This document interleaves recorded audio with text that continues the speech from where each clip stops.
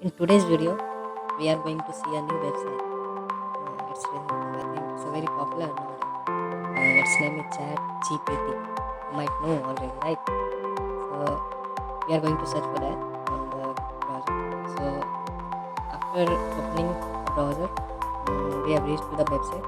Now you just need to log in from your email ID or whatever the social media are giving. Right? So now there is an option below in the Chat GPT website. You can search for anything you want. Just need to write it down there, right? And just look for it and just search for it. It's just like chatting.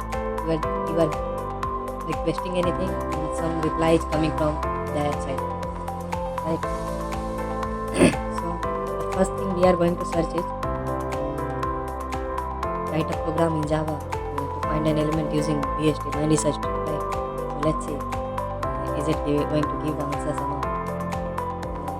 As you were seeing that it are giving the answers very correctly, very neatly and clean. So I'm impressed with this.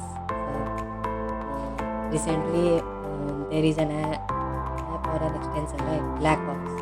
It also gives you a programming answers and coding implementations.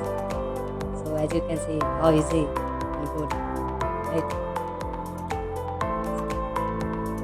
So the next thing we are going to search for an assignment. Recently I've been doing an assignment and I've searched for key volume indicators in cloud computing, but I didn't get any response or not the good answers from Google. So let's see, is it going to give the answers for this as it is. As you can see, the answers are great and the answers are coming. It's fantastic, right?